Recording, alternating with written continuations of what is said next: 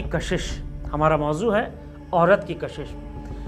اس خلاق کائنات نے جب اس زمین و آسمان کے اندر وجود بشر کو خلق کیا تو جہاں مرد پیدا کیا اسی کی پسلی سے عورت کو بھی پیدا کیا، لیکن اس پروردگار عالم نے عورت میں اتنی جذابیت اور اتنی کشش رکھی کہ ابو البشر جو ہم سب انسانوں کے باپ ہیں انہوں نے بھی اس اماں حوا کے اندر کشش کو محسوس کیا اور کہا پروردگار یہ کیسی ہستی ہے کہ جس میں تو جذابیت محسوس کر رہا ہوں، کہ آگے بڑھو، اس کی طرف جاؤ۔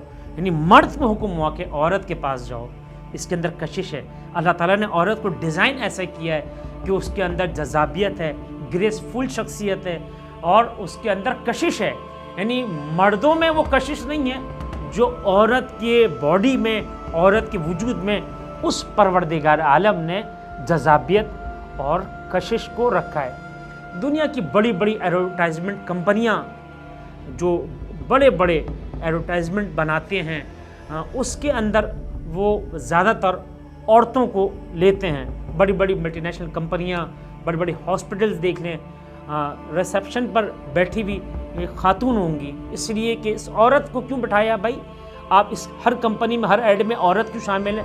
اس لیے کہ عورت میں جذابیت ہے، عورت کے وجود میں اللہ تعالیٰ نے کشش رکھی۔ ایک لڑکی، ایک عورت اگر ویڈیو بنا کے ڈالتی ہے سوشل میڈیا پہ تو سینکڑوں اور ہزاروں میں اس کے ویور ہوتے ہیں، اور مرد بیچارے اس معاملے میں بہت ہی مظلوم ہیں، وہ روتے ہوئے نظر آتے ہیں کہ یار ہمیں تو کوئی دیکھتا ہی نہیں ہے۔ بہرحال اللہ تعالیٰ نے ایک عورت کے اندر حسن رکھا، کشش رکھی ہے، جاذبیت رکھی ہے، لیکن عزیزان گرامی قدر صرف یہ حسن اور جاذبیت اس لیے نہیں ہے کہ ایک عورت بے حیائی کا مظہر بن جائے، بلکہ اس عورت کو پروردگار نے جو ہنر دیا ہے، اتنا بڑا ہنر ہے، اس جذابیت، اس کشش کے ساتھ کہ اس عورت کو ماں بنایا۔ پہلی عورت جو پیدا ہوئی وہ حوا ہیں، جو ہم سب کی ماں ہیں، اور یہ ماں نہیں ہے صرف، بلکہ گریسفل شخصیت، جذابیت بھی ہے، کشش بھی ہے، ماں بنائے۔ ماں یعنی ام یعنی مرکز۔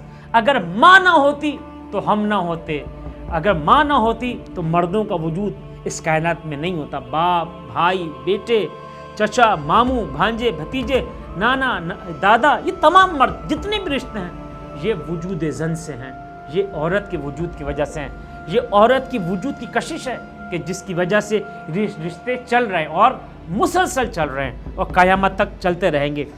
اور جب عورت کو پروردگار عالم نے یہ حسن دیا تو اس کو ماں بنایا، اور پھر اس ماں کے پیروں تلے جنت کو رکھ دیا ہے۔ یعنی اگر کوئی اپنی جنت کو تلاش کرنا چاہتا ہے اس دنیا میں تو وہ اپنی ماں کے قدموں تلے دیکھے۔ یعنی اس ماں کو مزید معتبر بنایا، یعنی اس ماں کو عورت اور عورت کو ماں کا جو ہنر دیا، جو زیور دیا، اللہ تعالیٰ نے اس عورت کو کیا مقام دیا۔ یاد رکھیں وہ میری بہنیں جو حجاب کو اپنے لیے آر اور وزن محسوس کرتی ہیں، یہ ان کی شخصیت اور ان کی کشش کو مزید نکھارتا ہے۔ وہ عورتیں جو بے حجاب اور بے ردا ہوتی ہیں وہ مشہور تو ہو سکتی ہیں لیکن عزت نہیں پا سکتی۔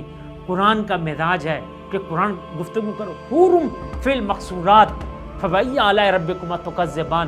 ہم نے حوروں کو خیموں میں چھپا رکھا ہے۔ پروردگار ہاتھوں کو جوڑ کے عرض کرتے ہیں کہ وہاں کون سے ملائکہ ہے جو تانگ جھانکی کر رہے ہیں، ان حوروں کو چھیڑ رہے ہیں، ان حوروں پہ نگاہ بد ڈال، کون سے ملائکہ پر حورم فی المقصورات کا تم جانتے نہیں ہو؟ اس لیے کہ ایک بے حجاب بے ردا عورت ممکن ہے کہ وہ بازاروں کی زینت تو بن سکتی ہے لیکن کسی مومن کے دل کی جو ہے وہ ملکہ نہیں بن سکتی ہے اور اس کی مالک نہیں بن سکتی ہے۔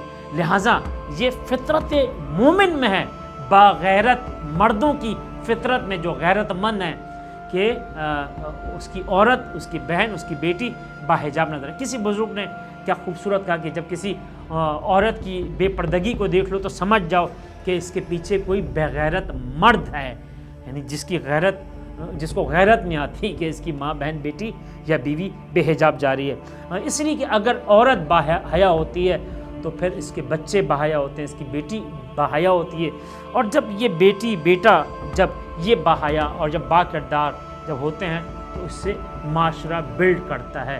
تو لہٰذا ضرورت اس بات کی ہے کہ ہم عورت کو صرف عورت نہ سمجھیں بلکہ پوری کائنات کا نظام اور جو رشتے ہیں اس کا اگر کوئی چلانے والا ہے تو پروردگار کی مرضی مشیت سے وجود زن یہ عورت کا وجود ہے.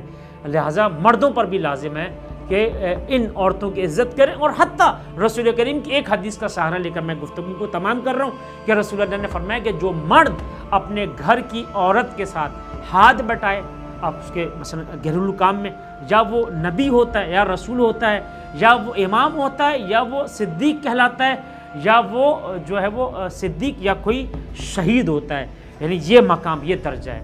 بستر مر پہ بیماری سے مرے گا، لیکن جو گھر کی خواتین کا ہاتھ بٹاتا ہے، جو اپنی بیوی کے کاموں میں ہاتھ بٹاتا ہے، رسول اللہ نے اس کو یہ ٹائٹل دیا ہے، یا تو وہ شہید مرے گا یا وہ گروہ انبیاء میں سے ہوگا یا گروہ مرسلین میں سے ہوگا یا صدیق میں سے ہوگا یا ائمہ میں سے ہوگا یا شہداء میں سے ہوگا. یہ کسی ایک رتبے کا ثواب ایسے مرد کو دیا جاتا ہے.